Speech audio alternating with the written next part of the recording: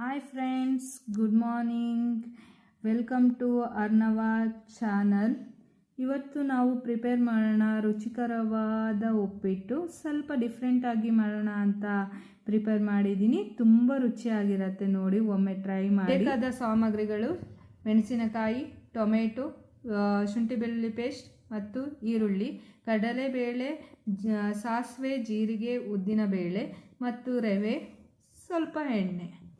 ಈಗ ಬನ್ನಿ ಮಾಡೋಣ. ಫಸ್ಟ್ ಒಲೆಯನ್ನು ಹಚ್ಚಿ ಪಾತ್ರೆಯನ್ನು ಇಡಿ. ಇಟ್ಟ ನಂತರ ಎಣ್ಣೆಯನ್ನು ಹಾಕೋಣ. ಸ್ವಲ್ಪ ಹಾಕ್ತಾ ಇದ್ದೀನಿ, ಎಣ್ಣೆನ ಸ್ವಲ್ಪ ಹಾಕ್ತಾ ಇದ್ದೀನಿ. ಹಾಕಿದ ನಂತರ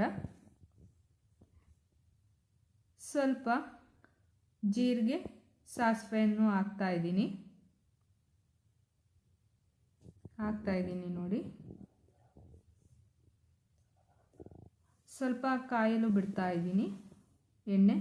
ಇವಾಗ ಸಾಸಿವೆ ಮತ್ತು ಜೀರಿಗೆ ಚಟಪಟ ಅಂದ ನಂತರ ಉದ್ದಿನ ಬೇಳೆಯನ್ನು ಹಾಕ್ತಾ ಇದ್ದೀನಿ. ಉದ್ದಿನ ಬೇಳೆ ಆದ ನಂತರ ಸ್ವಲ್ಪ ಹೊಂಬಣ್ಣ ಬರೋವರೆಗೂ ಫ್ರೈ ಮಾಡ್ಕೊತಾ ಇದ್ದೀನಿ.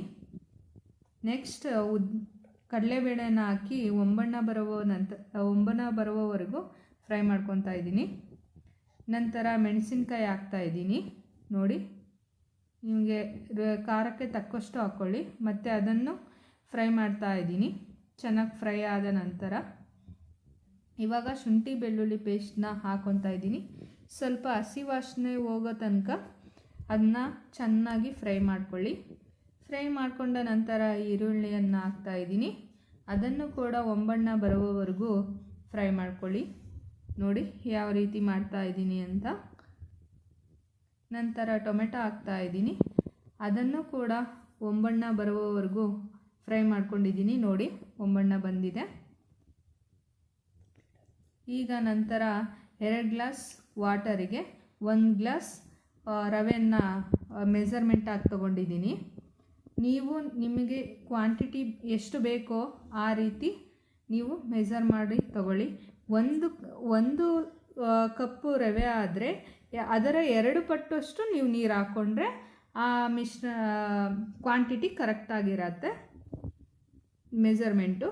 ಅದನ್ನು ಕ್ಲೀನಾಗಿ ಎಲ್ಲ ಮಿಕ್ಸ್ ಆಗಲಿ ಅಂತ ಇದು ಮಾಡ್ತಾಯಿದ್ದೀನಿ, ರೊಟೇಟ್ ಮಾಡ್ತಾಯಿದ್ದೀನಿ. ಸ್ವಲ್ಪ ಉಪ್ಪು ಹಾಕ್ತಾಯಿದ್ದೀನಿ ರುಚಿಗೆ ತಕ್ಕಷ್ಟು. ಅದನ್ನು ಕೂಡ ಮಿಕ್ಸ್ ಮಾಡ್ತಾಯಿದ್ದೀನಿ ನೋಡಿ. ಯಾವ ರೀತಿ ಬಾಯ್ಲ್ಡಾಗಿ ಬರ್ತಾ ಇದೆ ಅಂತ. ಈ ಥರ ಬಾಯ್ಲಾಗಿ ಬಂದಾಗ ಹಾಕಿದರೆ ನೀವು ರವೆ ಅದು ಚೆನ್ನಾಗಿ ಬೇಯುತ್ತೆ. ಹಾಗಾಗಿ ನೋಡಿ ಯಾವ ರೀತಿ ಚೆನ್ನಾಗಿ ಬಬಲ್ಸ್ ಬರ್ತಾ ಇದೆ. ಈಗ ನಾವು ರವೆಯನ್ನು ಮಿಕ್ಸ್ ಮಾಡೋಣ. ಹಾಕ್ಕೊತಾ ಇದ್ದೀನಿ ನೋಡಿ ಯಾವ ರೀತಿ.